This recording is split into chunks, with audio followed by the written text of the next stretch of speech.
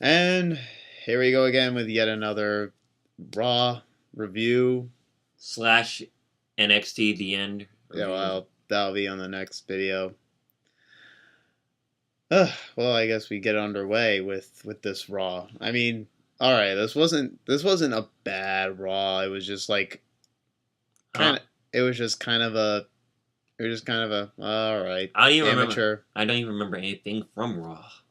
Well, except for that bullfrog splash Kevin Owens did onto whoever it was, and that's pretty much Really? it. That's the only thing you remember Yeah, from Raw? that's what I remember. I don't even remember that. I didn't even remember until you brought it up. Like, that's the most obscure thing you could remember of a wrestling show. Bullfrog splash? Like, who remembers that? Well, it is the group by Kevin Owens, since he's a big guy that is also a high flyer. Oh, wait, no, I can't remember anything else. Okay. Well, here I am to save the day with this one. With WWE.com, of course. Well, yeah, I'm pulling up on WWE.com also, because I don't remember that much either. So this show opened with all the 6 participants in the Money in the Bank ladder match. Wait, they were in a 6-man tag? No. It was a promo. They were all on ladders. Yeah, each one was on a ladder. It was the most scripted and choreographed thing. It's like you were watching a play. It's like you know what's happening. It's like, because like Jericho's on one ladder, Owens is on another, Zayn is on another, Cesaro's on another. Miz. Not Miz. Oh, he wasn't there. Del Rio. I don't know. Ambrose. Yeah. I was getting a WCW vibe when watching this segment. Like, wait, they're all on ladders, all one by one. They're just speaking like.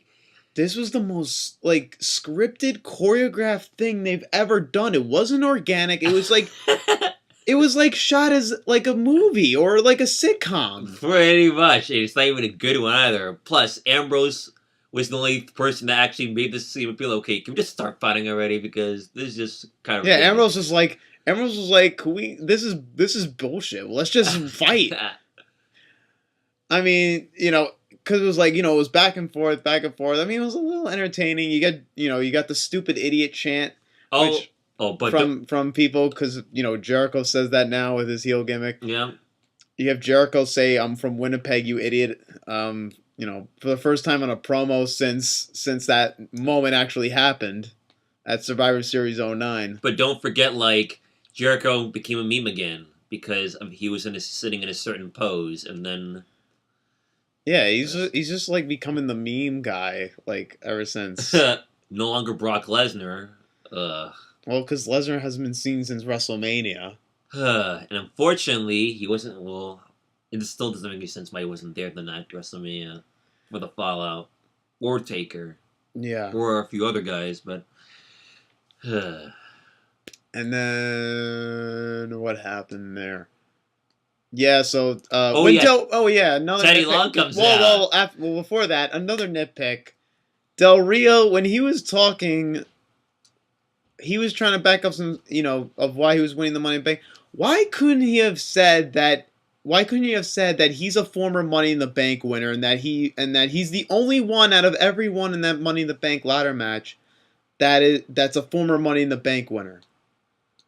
Because he is. He has something to back up, and yet he didn't say it. You had to have Michael Cole say it in his match with, I don't know who it was. I guess it was Sami Zayn he faced. Yes, he faced Sami Zayn.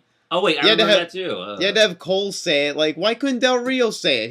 He had like points here of why he would win. That he has experienced it. That he was that he won Money in the Bank and he cashed in and won. That would be too much. Plus, that would make Alberto Del Rio sound more intelligent. So. Oh yeah. God forbid we have a heel sound intelligent.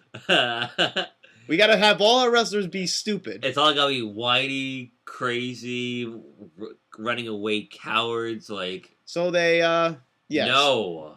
Oh, that's too much to ask. That's too much work. Okay, so anyways. With logic. Yeah. So anyways, they all fight, And then I hear Teddy Long's music. I'm like, what? Wait a minute. I'm like, wait a minute. Come No on, way. get it on. I'm like, wait a minute. No way. And then Teddy Long, I'm like, no.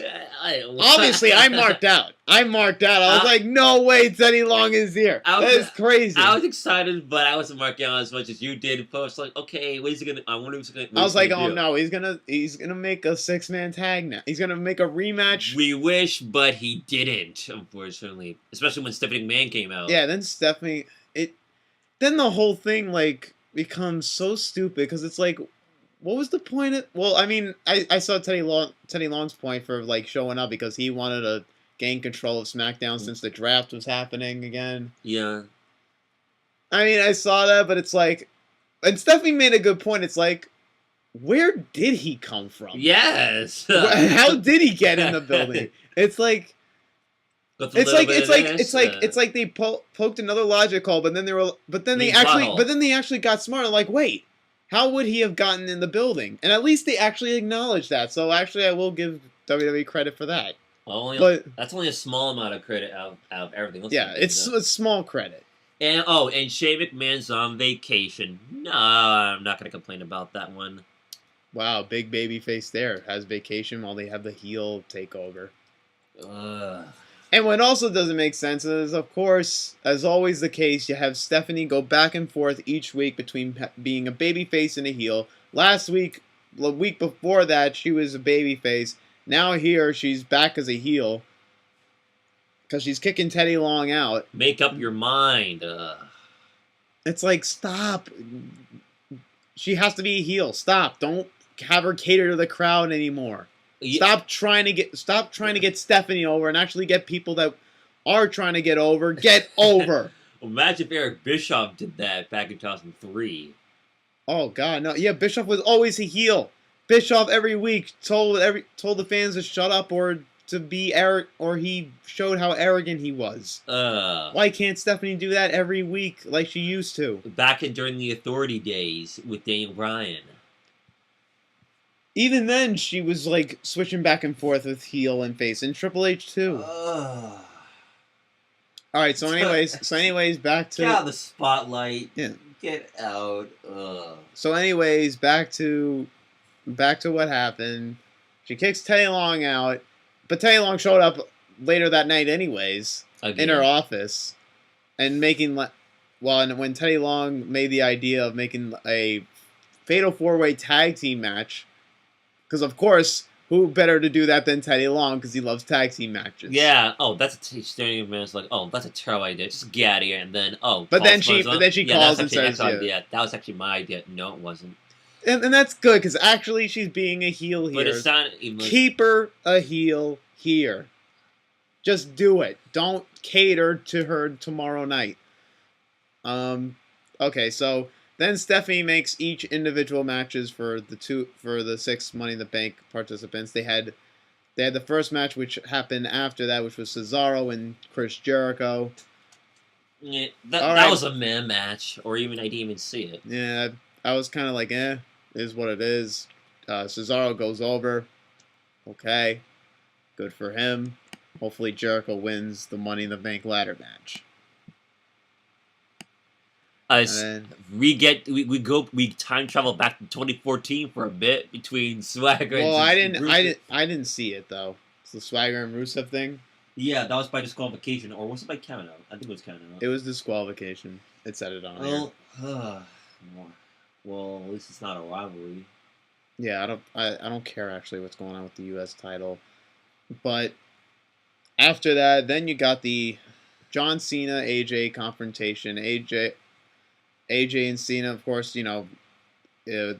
bickering back and forth. And actually, Cena had some good points here, calling out AJ for showing up at this point and not being in WWE, or I forgot what points he was making. Why instead of John Cena versus AJ Styles, it's now John Cena versus the Club? Because everyone who knows this place know that once you wrestle John Cena and lose, it's time to get out the shovels because guys like you bury guys like me, as if that weren't already true, as said by CM Punk 5 years ago. Well, I mean, Punk didn't say exactly that, but Cena buries people. But he was telling people, but he was saying that Cena kisses ass and that You're no longer the underdog. and that he's no longer the yeah, and that's true. And AJ to that point, has been saying that has been well. I mean, AJ took it one step further by saying that he buries him, but at the end of the day, where's Punk now after saying all that? Plus, He's in UFC. AJ, And he hasn't even had his first match in UFC. I believe he'll be wrestling at not wrestling, fighting at UFC 200. I believe. I didn't see any promotion of him Or of his fight. Or UFC. All I saw was Lesnar fighting there. Or UFC 202. I don't know. I just don't know with Punk anymore. But Human the will whole come back. but Cena has good points, and I guess Styles just had no choice but to actually say the burying part to Cena, because Cena, to be fair, did have some good points. But AJ came back with that, And no response from Cena. and to be honest, like I was actually pretty taken back. I didn't think out of all people AJ Styles would say something like this, because I remember on Jim Ross's podcast when he had AJ Styles on, Styles was praising Cena. He was talking like some good things about Cena, like the fans booing him and all that. And then you have him here saying what a lot of the marks have been saying about him.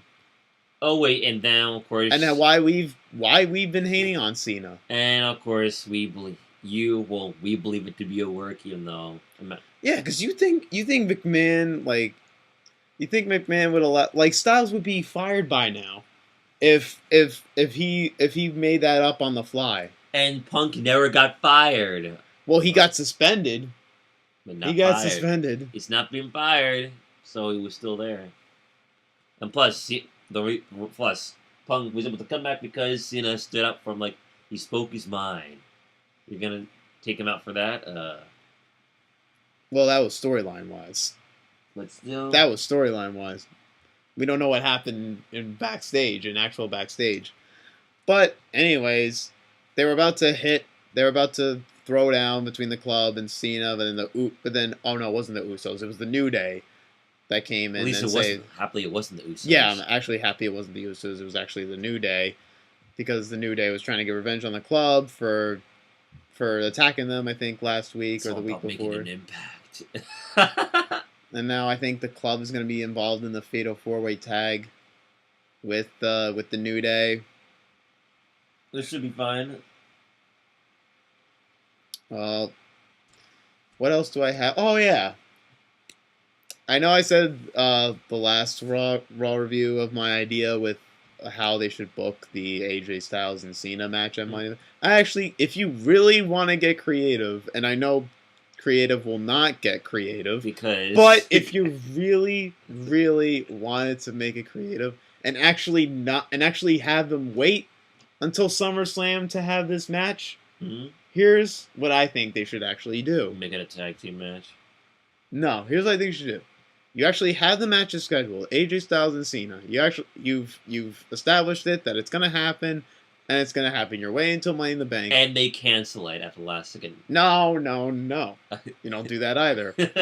So here's what I think should happen. So at Money in the Bank, AJ comes out with the club. Cena's music hits. No Cena. He hits again. No Cena. They check backstage. Cena's taken out. By who? We don't know. He's taken out by Finn Balor. No. I mean, yeah. Eventually, it reveals to be Balor, but like that's until Raw the next night. No, they got to do that at SummerSlam because it'll lead to Balor versus Cena. No. I don't think so. Attacker. No, but he'll do that. Like, no, but hear me out. So, yes, I mean, yeah. Just wait until I finish everything. So, okay. So Cena's taken out. By Balor. AJ's come the promo and he's like, well, too bad. I was getting ready for Cena, but looks like he ain't ready, so I'm out of here. But then you hear Dolph Ziggler and he's like, oh, I'm ready. Or like Dolph Ziggler or somebody that's like, That's like, nah, you ain't through yet. I wanna make a name for myself. I wanna face you. And Dolph Ziggler works his butt off again and pulls off a 4-star match against AJ Styles. Makes both of them look good. AJ wins. Well, I mean, and of course AJ's gonna beat him. You know, no doubt there. So at least you have AJ wrestle at the pay-per-view. But then I guess going from there until SummerSlam the next night. So that you wait until SummerSlam to have Cena and AJ, and then the next night, What, Cena cuts a promo or AJ?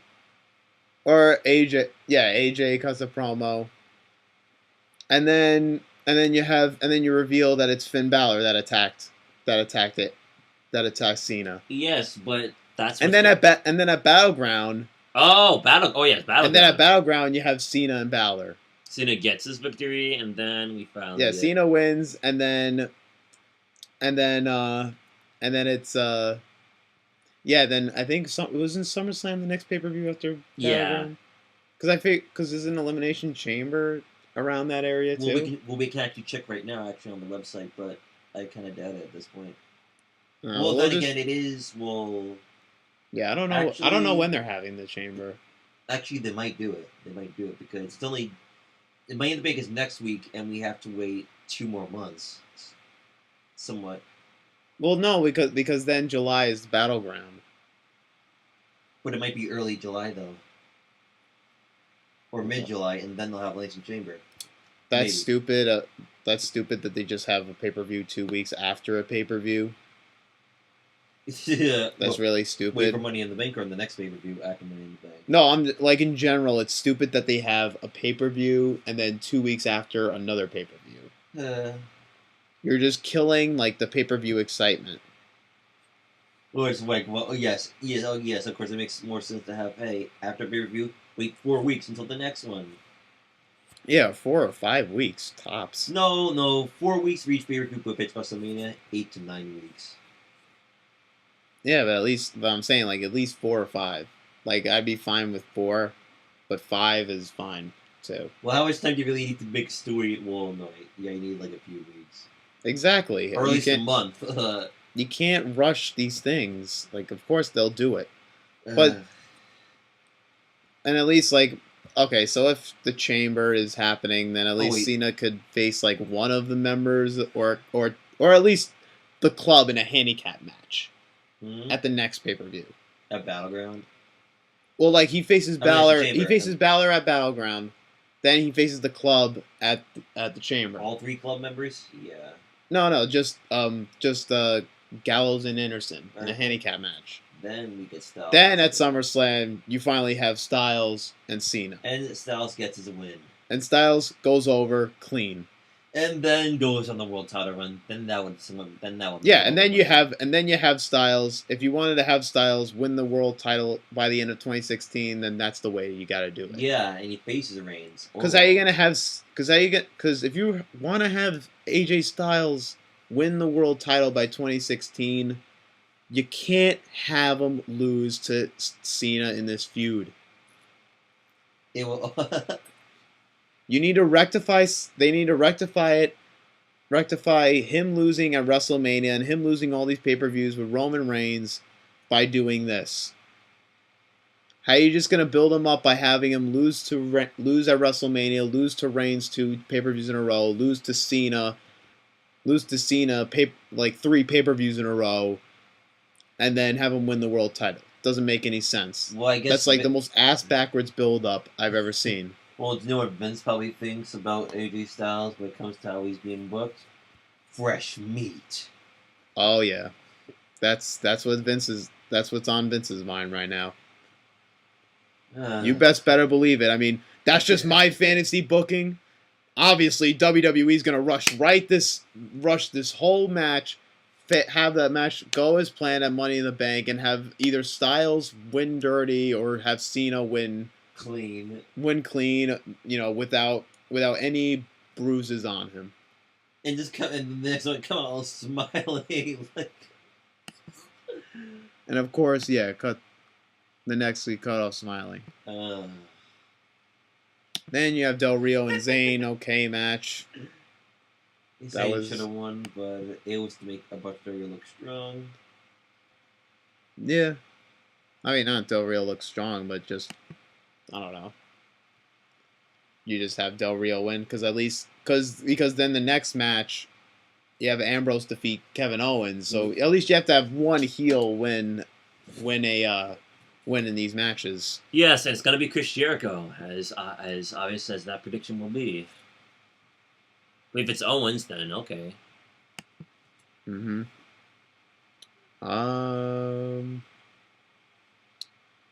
Bullshit.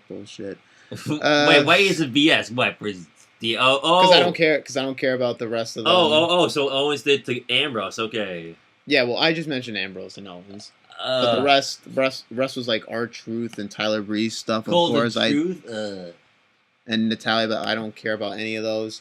But we go. The return to WCW. Pretty much. I mean, I don't care about any of those. But then the main event was the Club versus the New Day. New Day won, or at least no, the Club won. By clean or disqualification? Well, they kind of like really beat the crap out of the New Day before the match. Ooh. And then they beat them. They beat him after that. Beat him up. Then you have Cena and then they attack the New Day, and then Cena tries to save. And then and of course they gotta have AJ run away like a coward, like a coward. So that is just not right. AJ's better than this. Of course, they gotta make the heel be a chicken shit and not be a legit badass heel. Compared to what he went through and compared to what he did back in TNA. Yeah, at least in TNA, he was an actual heel. But here, it's just all traditional runaway, cheat to win, that type of thing. Well, at least the Revival makes it look good and believable, but this is just copy and paste. Yeah, the Revival is actually a tag team that gets heat, and they don't use a lot of chicken shit stuff. They're actually a legit badass tag team heel, which is what I like. Which is like, all right, great, you got something. Oh yeah, one thing I forgot to mention on this Raw, which was actually really good. What they had was for the build-up for the WWE World Title match actually better than what they did last week with the red light, green light, 1, 2, 3 stuff. They actually showed. Well, what they did was they had Rollins say his side. Wait, basically promo packages. Yeah, it was packages where you had Rollins talk about his journey towards all this, about going back towards the Shield and reminiscing through everything that has happened from WrestleMania. Yeah, and how he how you see him at WrestleMania when he was watching Reigns and Triple H in the main event. And you see Reigns tell his side of the story and how he's telling Rollins stabbed him in the back and that thought he was his brother the whole time. But he actually wasn't. He betrayed him just to be at the top and be the WWE World Heavyweight Champion. So this was actually better than what they did last week. For the moment, I was almost going to say I don't remember that, but I actually do. I mean, it would have been fine if you didn't, but still. If I didn't, though, but those promo packs were actually good, though. Yeah, but they were. Yeah, they were. They were actually good, and they were actually better. They were actually a better way to build up this match than what they did with the red light, green light, 1, 2, 3 thing the other week. So at least they fixed themselves there, and they were actually treating this like it was a big deal. Which it is. It's for the WWE World Heavyweight Championship. So at least they did a better job here. Not much else to say right there, but But other than that, this was an average Raw, and nothing much to get excited about.